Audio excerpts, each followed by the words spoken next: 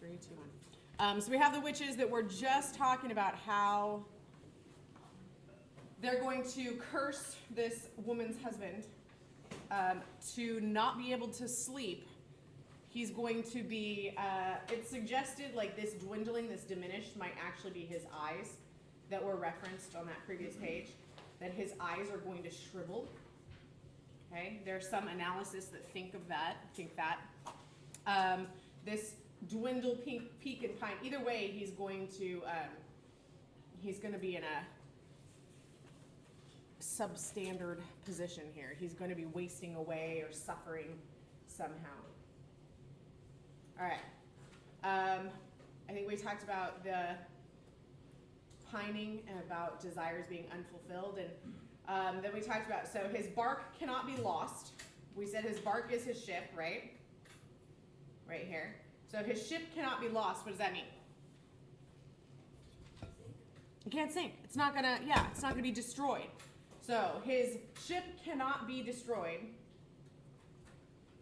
yet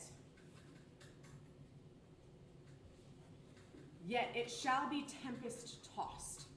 Okay, so we're talking about, they're using a past tense, but it's for us like this. Okay, anybody know what a tempest is? Yeah, it's, huh? No, that's, yeah, it's a storm. Yeah, I don't know how those might be related, Delaney. I'm not sure. But in this case, a tempest is a storm. It's a bad storm. We're talking about like a hurricane or a typhoon. Cyclone. Okay, you can add that. Yeah. So it's a bad storm, really bad storm. So he's going to be tossed around by the ocean in these horrible storms. He's going to be so exhausted that maybe his eyeballs are shriveling up in his head, which if you're at sea for 1.5 years and you're not getting rest, that could actually be with all of the like salt and the air and stuff. So I don't know. But they're going to torture him and torment him, but they're not going to let him be destroyed. So they're not going to let him die. They're just going to continue to torment him. All right, so, I guess we didn't talk about this. So we have the 3, 7, and 9. I know we mentioned 3 and 9 as being magical numbers, but 7 is apparently one as well. These are supposed to be magical numbers. 9 has something to do with the forces of evil. I think, let's see. 9 is particularly important to the forces of evil. It doesn't really say much. The witches, as followers of Satan, would have delighted in inverting and reversing numbers and symbols.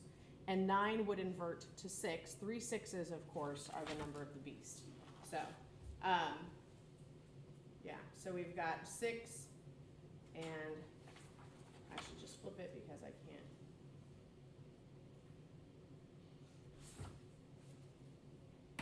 So that's what we're talking about. They're liking to invert things, which actually you'll see with a lot of their speech too.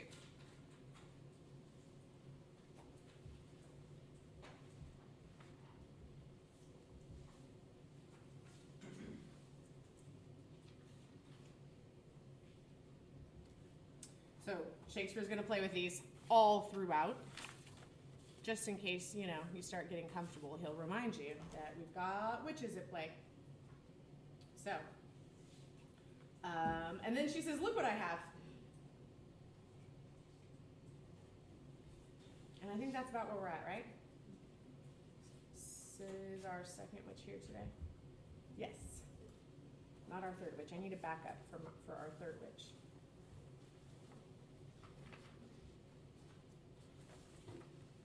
All right, Elizabeth, you can be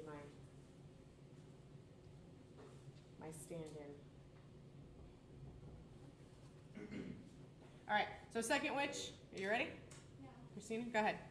Show me. Here I have a pilot's thumb, wrecked his homeward he did come. Macbeth doth come. The weird sisters, hand in hand, posters of the sea and land, thus do go about, Thrice to them, and thrice thrice to mine, and thrice again to make up nine. Good. Peace to the charm found out. Good. You guys did a pretty good job with that. Last period, I had to make them stop and start over. Yeah, it was bad. All right. So she has a pilot's thumb. A pilot to what? Not an airplane. What would we have a pilot for? We're talking about a ship's pilot. Just talking, huh? Is it a what? What goes on the map? Oh, the mast? No. A pilot is like the actual person who reads the charts and reads the stars and figures out exactly where they are by the placement of the stars and stuff. A navigator? Mm-hmm. The pilot is their navigator. Eventually, I mean, they use it for some parts, like lining up certain things, but then they read the stars. So yeah, this is their navigator, who determines their where they're going.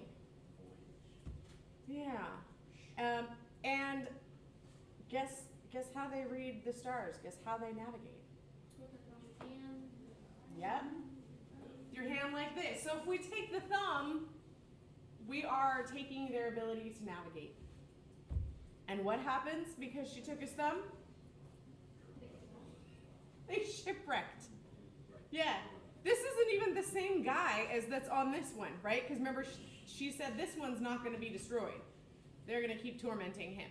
So they stole their navigation ability, their guidance, and caused them to wreck.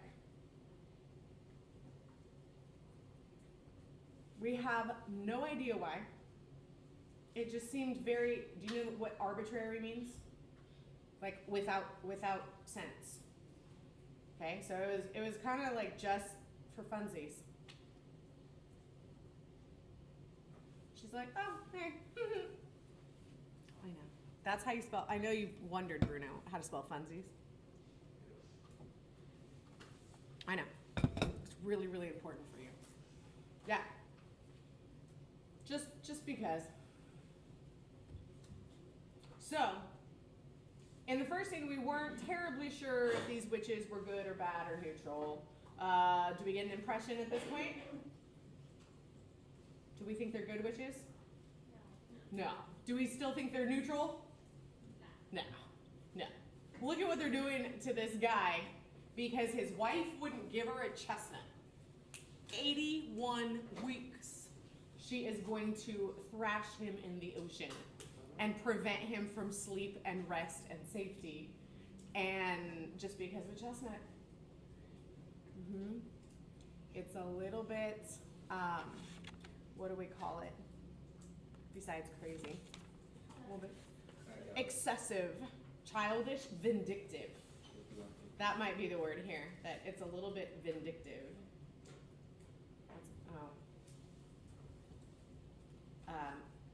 Or excessive. It's an excessive punishment.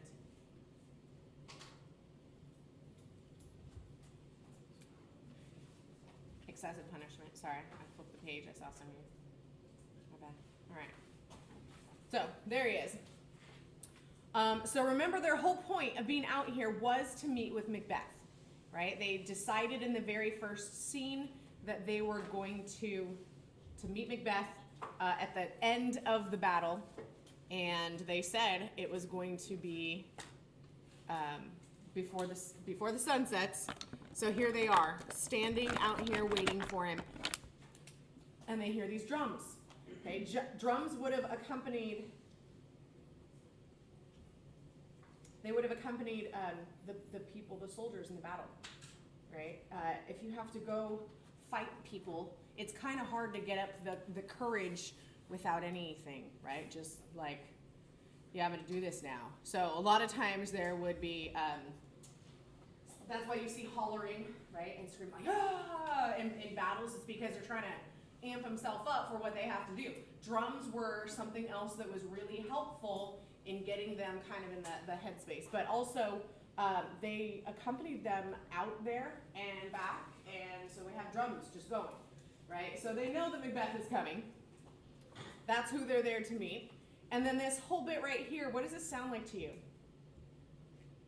The weird sisters, hand in hand, posters of the sea and land, thus do go about, thrice to thine and thrice to mine, and thrice again to make up 9 peace.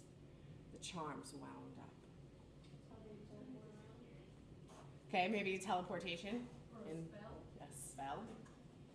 This sounds like a spell or some kind of incantation. Mm-hmm. Well, and then the charm being wound up sounds like the spell is set or cast.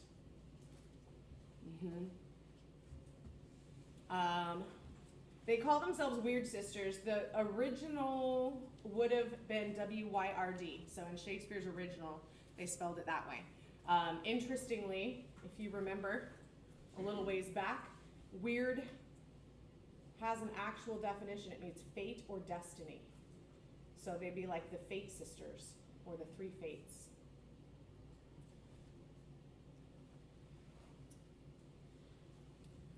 Posters is a word for messengers of the sea and land. It's supposed to suggest their speed, right? How fast they can move about the ocean.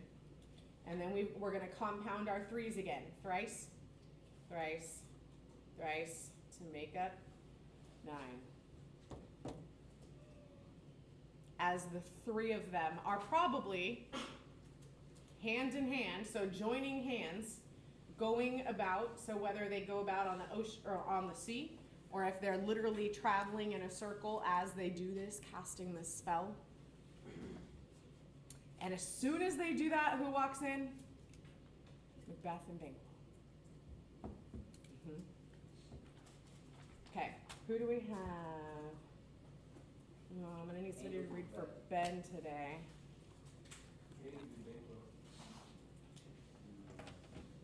If you weren't already Macbeth, it would be you for volunteering somebody else. I know. I needed somebody to stand in for Banquo. Banquo's got the best lines in this one. I'll do it. All right, Delaney.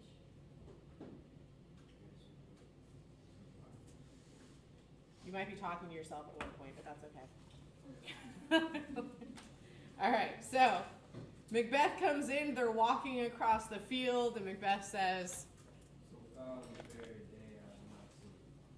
How far it's called to forests.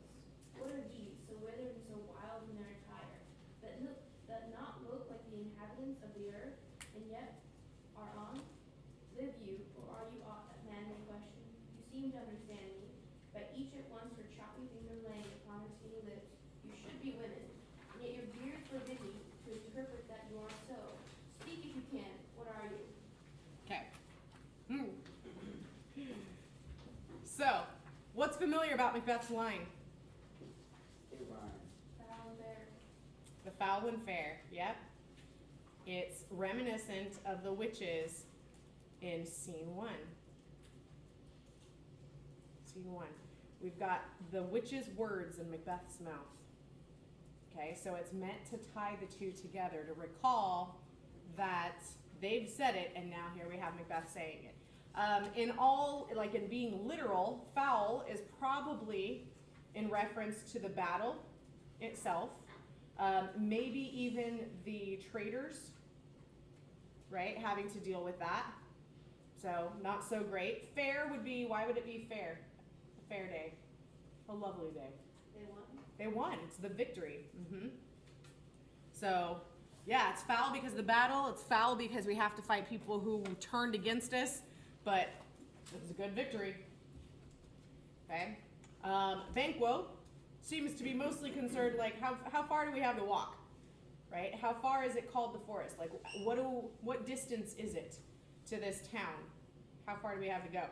And then right here, he sees the witches. And he's like, what are these? Okay, so they're standing right in front of him. And then he describes them because they probably wouldn't have, I don't know that you would have been able to see all of this.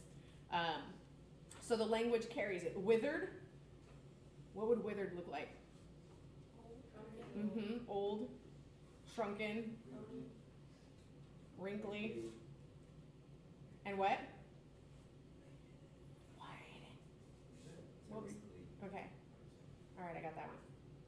All right, wrinkled. And wild in their entire? Messy. Torn, absolutely. Those would work. Maybe they got sticks in their hair, I don't know. You know what a tire is, right? In their dress. Okay. How they're dressed. So, they definitely look out of place. Right? He's kind of indicating like, hey, you don't look normal. They look not like the inhabitants of the earth, so they look unearthly. Alexis Safian, please come to the office. Alexis Safian, please come to the office. Or not human. And yet they're on the earth, right? This is Shakespeare's shortening syllables again. Instead of saying on it, he's shortening it to one syllable, and yet are on. And then he looks at him directly, talks to him directly. Livy, are you alive? Pardon me. Are you alive? You don't know? You don't know if you're alive? Or are you something that man may question? What kinds of things might man not be able to question? That they would be able to see, maybe, but wouldn't respond to them, wouldn't talk to them. Absolutely. Maybe ghosts, spirits. Anything else? What? Imaginary, magical creatures of some kind. We'll just say magical things. Imaginary. Okay, anything else? Maybe illusions. Kind of like your imaginary friend there.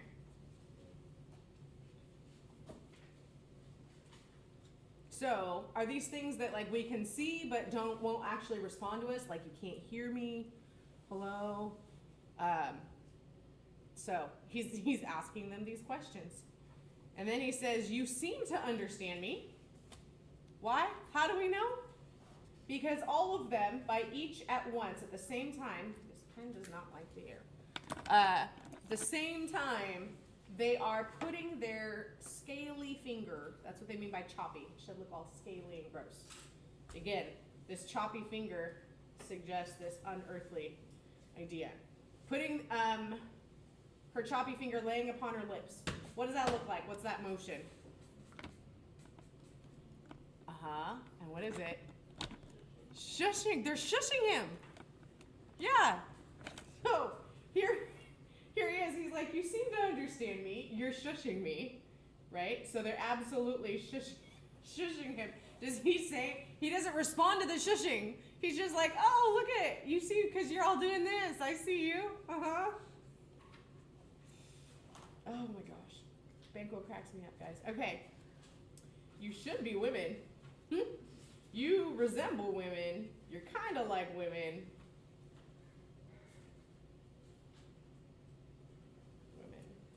But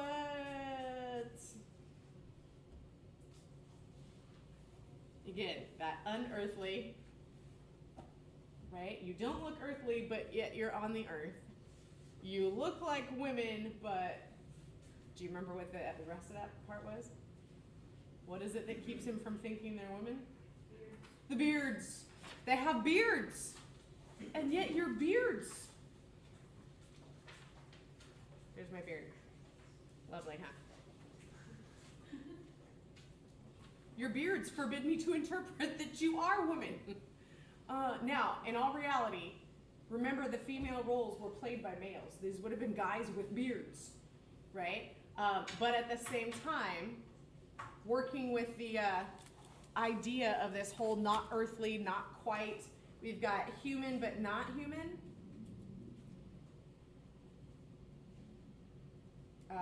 They're women, but not women with these beards. Shakespeare is making sure that they are not seen as just some old woman who lives out in the middle of nowhere and doesn't ever talk to anybody, right? It's not your normal, just introvert, hermit kind of person. We're keeping it ambiguous, right? We don't really know what you are. You're kind of this, but not really. They defy the categories. So when we talk about Shakespeare using gender, this is one of the ways that he uses it to get at the idea of there being supernatural, right? He's not trying to say that they're just old women who don't want to be around people. I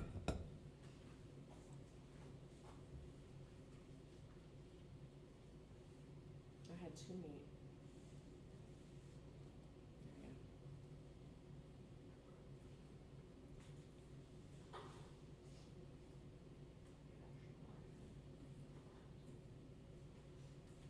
Okay.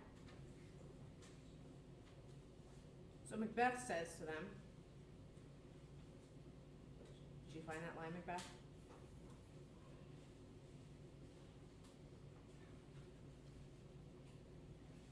Right there.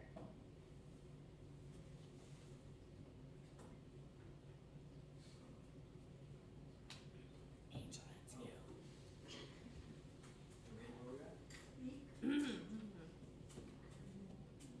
Oh, speak if you can. What are you? Yeah, Macbeth. Yeah, he just jumps straight to, like, Banquo does all this description and he's just like, what are you? Go ahead, First Witch, sorry to cut you off.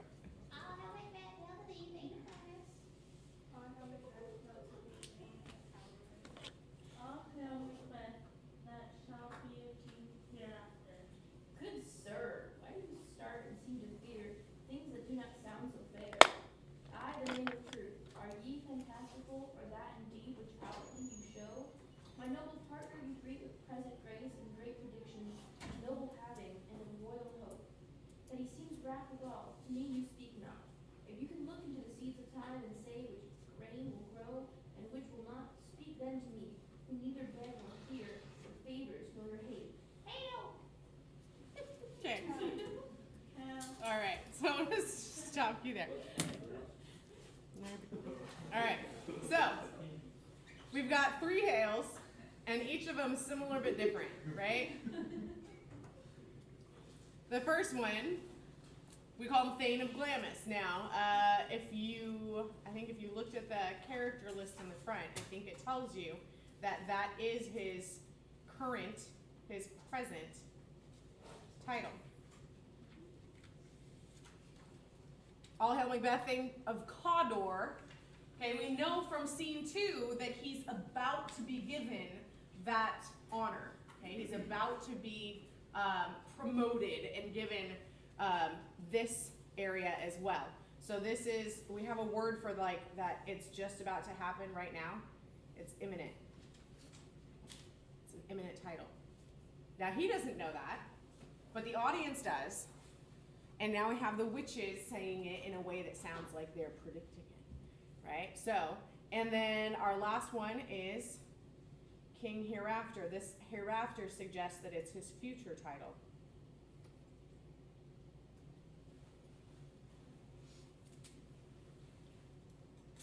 So we've got 3 hails that are similar but different.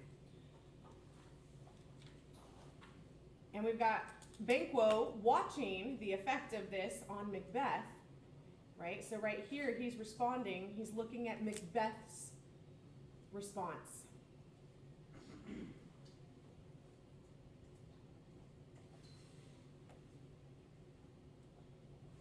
And what is Macbeth's response?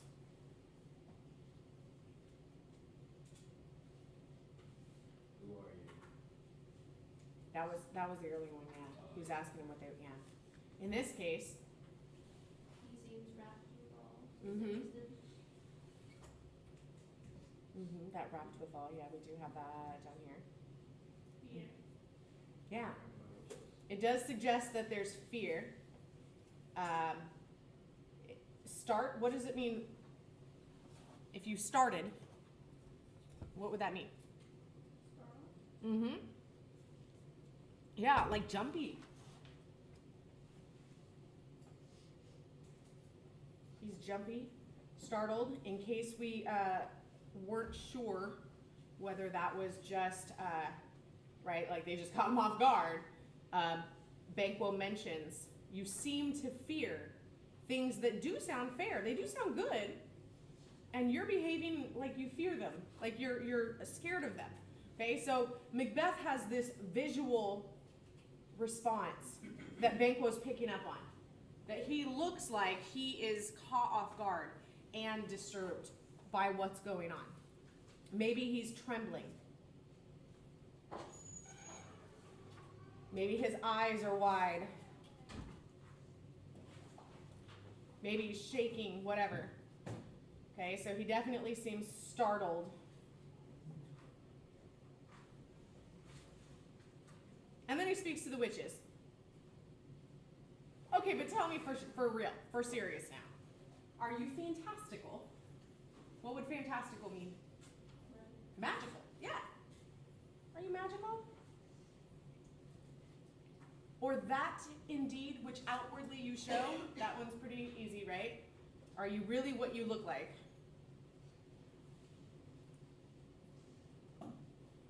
Are you what you appear? Or are you something else? Right? Then he gets down to Macbeth over here. My noble partner, you greeted with present grace, right? Current title. Oh my goodness. Current title and great prediction of noble having, right? So that's that second one. That's the eminent title. And of royal hope. This is that future title of kingship.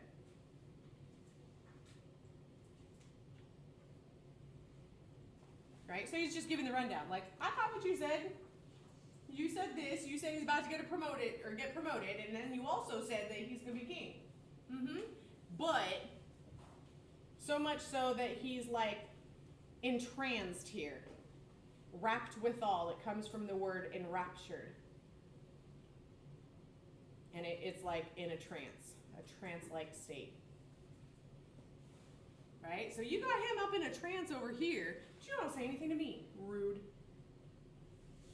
That's literally what he's saying right now. If you can tell the future, if you can look into the seeds of time and say what's going to happen, do mine. Tell me what it's going to be. I'm not begging. I'm not desperate. Right? And I don't really care. I don't fear your favors or your hate. Kind of like he's not afraid of it's good or bad. Right? It's not going to send him running for the hills here. So he's kind of like a little kid, like, ooh, me next, my turn. Come on, tell my future. Okay? And so the three witches hail him, and then they speak to him. Go ahead, first witch. Hail. Hail. Hail. Blessed is Macbeth and greater. Not so happy, yet much happier. Also can't keep the no even so all hail Macbeth and make so. Banquo and Macbeth, all hail. All right. So our three hails. Now notice what they said to Macbeth was fairly clear, right? Generally, yeah. It's not as cryptic as everything else that they say. But what they say to Banquo, we're back to that cryptic speech. All right, guys, you don't have any homework. Have a good day. Work on your essays. I will see you tomorrow.